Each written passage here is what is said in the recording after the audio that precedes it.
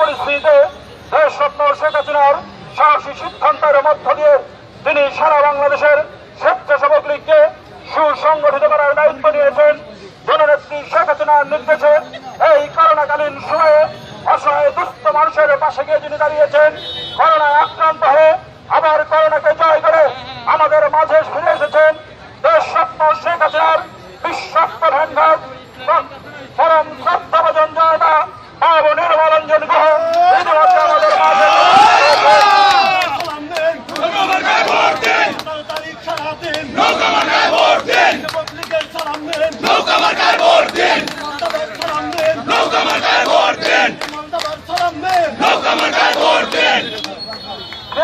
আমার